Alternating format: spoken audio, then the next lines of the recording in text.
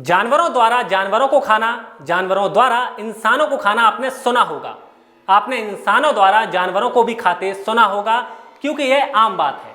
पर क्या आपने कभी इंसानों को इंसान का मांस खाते सुना है? नहीं ना।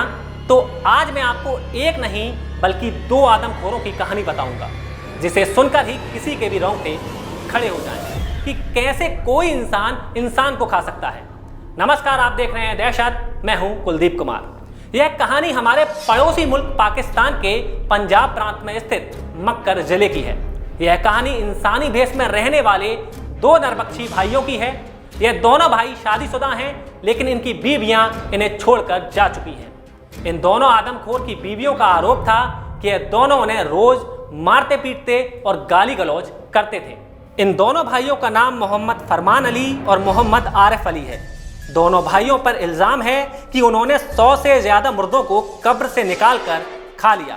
दोनों आदमखोर भाइयों का नाम सामने तब आया जब इन दोनों को साल 2011 में पहली बार गिरफ्तार किया गया था। इन दोनों को पुलिस ने इसलिए गिरफ्तार किया था क्योंकि पुलिस एक महिला की लाश ढूंढ रही थी, जो कि कब्रिस्तान से गायब हो गई थी। यह महिला थी सायरा प्रवीण। सायरा की मौत कैंसर से हो गई थी।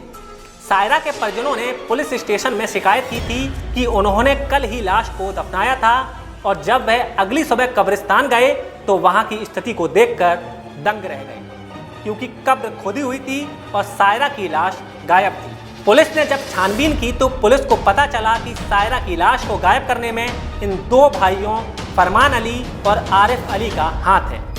पुलिस मामले की तफ्तीश करने जब इन दोनों भाइयों के घर पहुंची तो देखा कि घर के भीतरी कमरे में पतीले में करी जैसी कोई चीज रखी हुई थी। फिर पुलिस ने घर की छानबीन शुरू की तो उन्हें घर के बाहर एक बोरी दिखी। पुलिस ने जब बोरी को खोला तो दंग रह गई। उस बोरी में महिला की कई हिस्सों में कटी हुई लाश थी। इसके बाद पुलिस ने फौरन उन दोनों भाइयों को हिरासत में ले लिया और उस पतीले को जांच के लिए लैब भिजवाया। जांच के बाद डरा देने वाला परिणाम सामने आया। वह करी जो जांच के लिए लैब भिजवाई गई थी, वह इंसानी मांस की बनी हुई थी। इसके बाद पुलिस ने दोनों भाइयों से कड़ाई से पूछताछ की तो हैरान और दिमाग झकझोर कर रख देने वाली बात सामने निकल कर आई। दोनों भाइयों ने कबूला कि वह हाल ही में दफनाई गई लाश को कब्र से निकालकर घर लाए थे और बाद में उसे पकाकर खा गए। उन दोनों आदमखोर भाइयों ने बताया कि इससे पहले भी कई लाशों को कब्रिस्तान से निकालकर लाए हैं और खा चुके हैं। हैवान भाइयों का कहना था कि वो पहले से ही पता करके रखते थे कि कब ताजी लाश दफन होने आई है।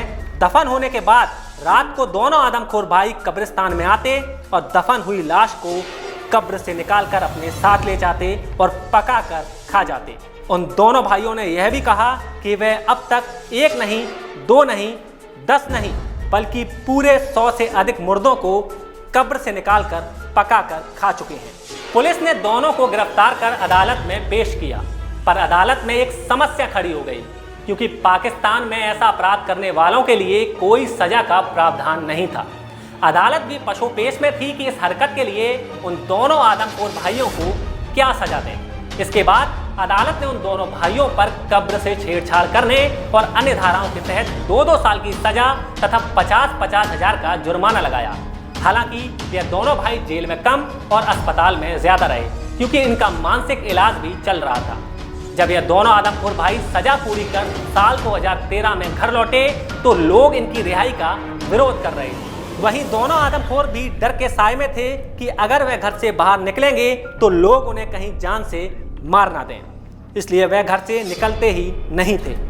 साल 2014 में एक बार फिर स्थानीय लोगों ने पुलिस में शिकायत की कि उनके घर से सड़े हुए मांस की बदबू आ रही है। पुलिस ने फिर से उनके घर पर छापा मारा तो वही नज़ारा देखने को मिला जो इससे पहले था, परंतु इस बार इन दोनों आदमखोर भाइयों के घर से एक 2 साल के बच्चे का सिर मिला, जो काफी हैरान और चौंकाने वाला था। इसके बाद पुलिस ने इन दोनों भाइयों को फिर से गिरफ्तार किया और अब आतंकवाद निरोधक अदालत को सौंप दिया। इस अदालत ने दोनों नरबक्षी भाइयों को बच्चे की कब्र को छेड़ने के साथ साथ आतंक फैलाने और संपत्ति को नुकसान पहुंचाने का दोषी पाया और 12-12 साल की सजा सुनाई। फिलहाल ये दोनों नरबक्षी जेल में हैं और अपनी अपनी सजा काट रहे हैं। बड़ी खबरों के लिए देखते रहिए NBC न्यूज़ हिंदी। NBC के और वीडियो देखने के लिए सब्सक्राइब करें और बेल आइकन पर क्लिक करें।